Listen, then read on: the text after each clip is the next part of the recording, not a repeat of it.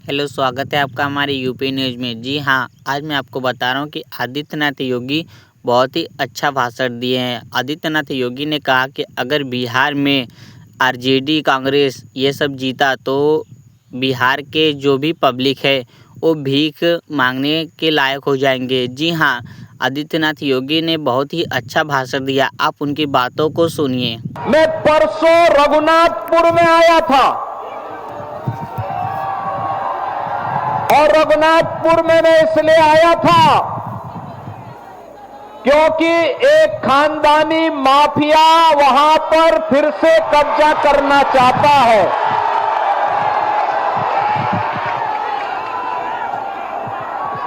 उत्तर प्रदेश में तो हमने बुलडोजर से रौंद रौंद करके इन माफियाओं की कचमूर निकाल करके उत्तर प्रदेश की धरती से जहन्नुम के रास्ते उनके खोल दिए हैं। लेकिन हमारी सीता मैया से जुड़े हुए बिहार की धरती पर कोई मारिच और सुबह फिर से सिर न उठाना पड़े, उठा सके।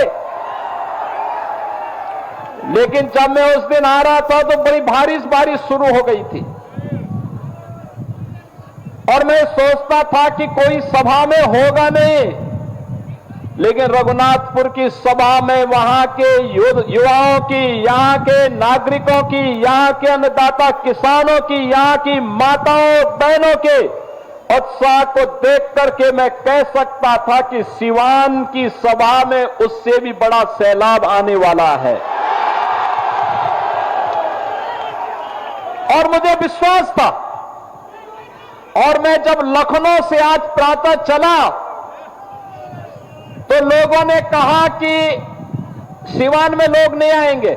मैंने कहा देखो, मेरे आने के पहले 50,000 की भीड़ वहां पहुंच चुकी होगी, इसकी चिंता मत करो, वह बिहार है।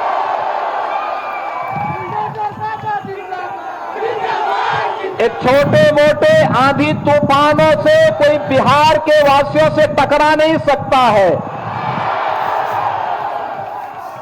बिहार का नौजवान देश और दुनिया के अंदर जहां कहीं गया है, उसकी बुद्धि, उसकी मेधा का लोहा सबने माना है।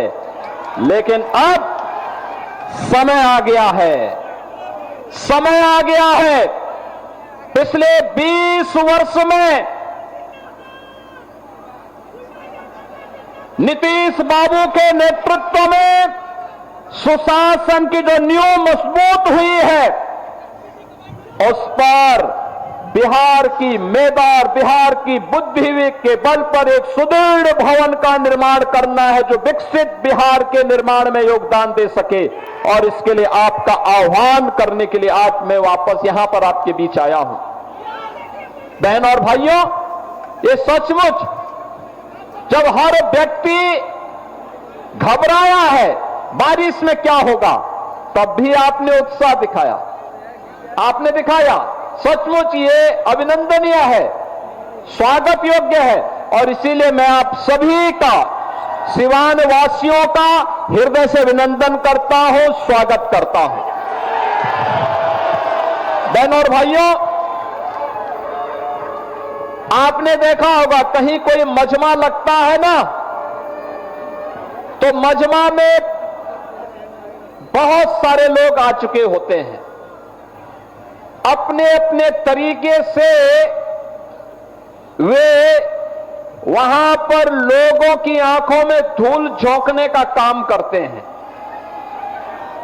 लेकिन याद रखना, जिन लोगों ने बिहार के सामने पहचान का संकट खड़ा किया था, जिन लोगों के कारण सिवान वासी भय और दहशत के माहौल में जीने के लिए मजबूर हुए थे,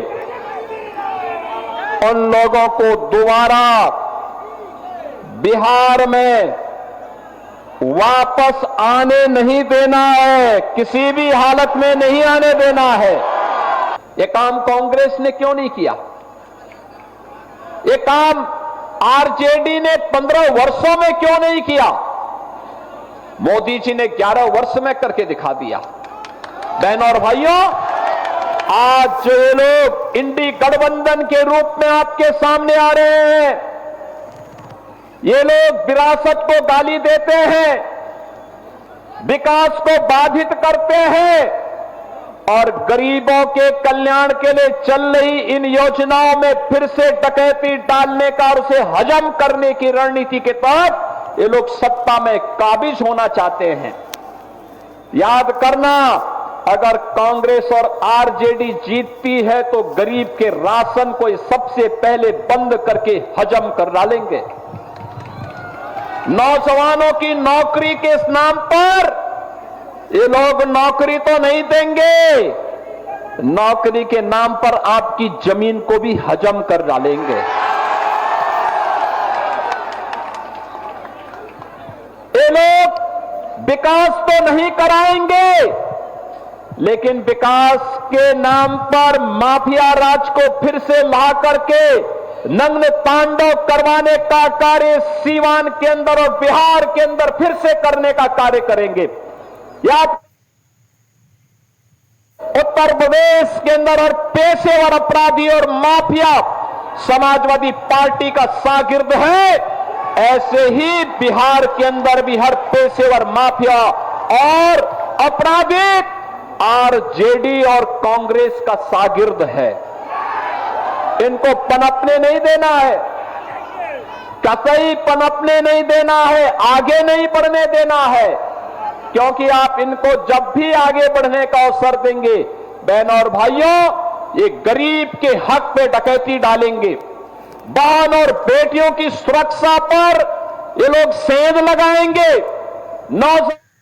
रोजगार को छीनने का कार्य करेंगे और अन्नदाता किसानों की खुशहाली को ये लोग हर हाल में रौंदने का कार्य करेंगे। इनको किसी भी स्थिति में आने नहीं देना है और इसके लिए मैं आप सभी सिवान के अपने बहन और भाइयों का आह्वान करने के लिए आज लखनऊ से विशेष रूप से आया हूं। बहन और भाइयों, मैं तो आपसे पूछना चाहता हूं, ये कांग्रेस के लोग, ये कांग्रेस और आरजेडी के लोग, ये वही लोग हैं जिन्होंने भगवान राम की रथ यात्रा को रोकने का काम किया था। ये वही लोग हैं जिन्हें भगवान राम और भगवान कृष्ण की विरासत पर गौरव की अनुभूति नहीं होती, जिन्हें बुद्ध की परंपरा पर गौरव की अनुभूति नहीं होती, जो लोग डॉक्टर राजेंद्र प्रसाद जी का, जिन लोगों ने डॉक्टर राजेंद्र प्रसाद जी का, लौह पुरुष सरदार वल्लभ भाई पटेल जी का, बाबा साहब डॉक्टर भीमराव अंबेडकर जी का, लोकनायक जयप्रकाश नारायण जी का और कर्पूरी ठाकुर जी का जिन लोगों ने अपमान किया हो, वे कांग्रेस के लोग। आज आवश्यकता पड़ती है कैसे इन लोगों ने बिहार के ही पुत्र से सीताराम केसरी को अपमानित किया था। यही तो कांग्रेस है। कैसे जेपी के सपनों को आरजेडी ने धूल दूषित करने का काम किया था, किससे छुपा हुआ नहीं।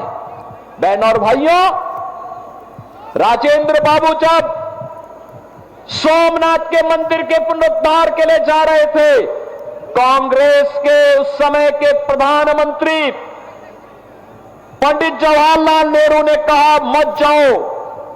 उन्होंने कहा सोमनाथ के मंदिर के लिए, उन्होंने कहा नहीं जाना है, मंदिर का पुनरुद्धार नहीं होना है।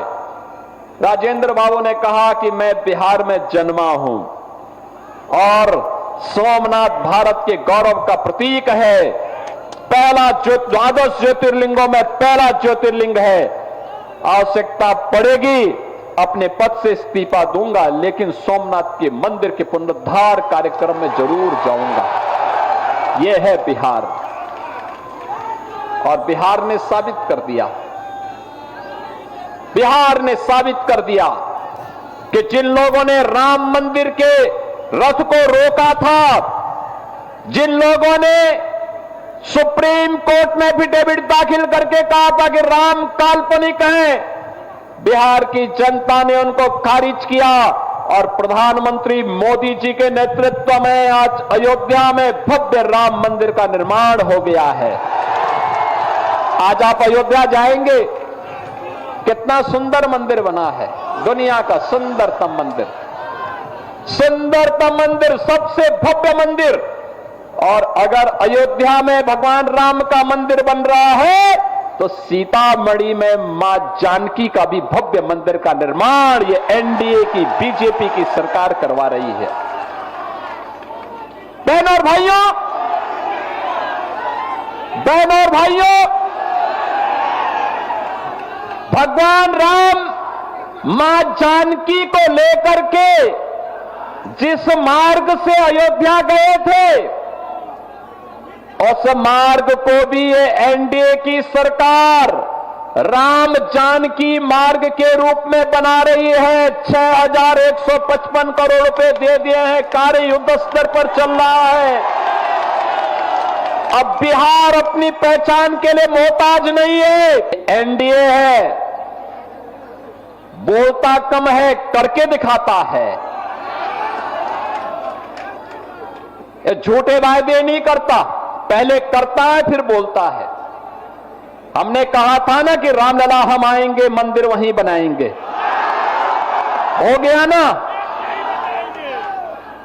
एनडीए ने कहा था ना यूपी में कि आएंगे, माफिया राज यूपी का समाप्त करेंगे, दंगे फसाद समाप्त करेंगे। बहनों और भाइयों, 8.5 वर्ष में एक भी दंगा नहीं हुआ, और अगर किसी ने दंगा करने का साहस किया तो उसको तो जेल के अंदर ठोसा ही, उनकी पूरी प्रॉपर्टी भी कब्जे में लेकर के गरीबों के आवास बना दिए गए। अब यूपी में दंगा नहीं, सब चंगा है। अब यूपी में दंगा नहीं कर सकता कोई। पर्व और त्योहार के पहले, दंगाई के पहले की उसको बता दिया जाता है कि भाई दंगा करोगे तो खानदानी पूरी प्रॉपर्टी भी जाएगी, कहीं भीख भी नहीं मिलेगी।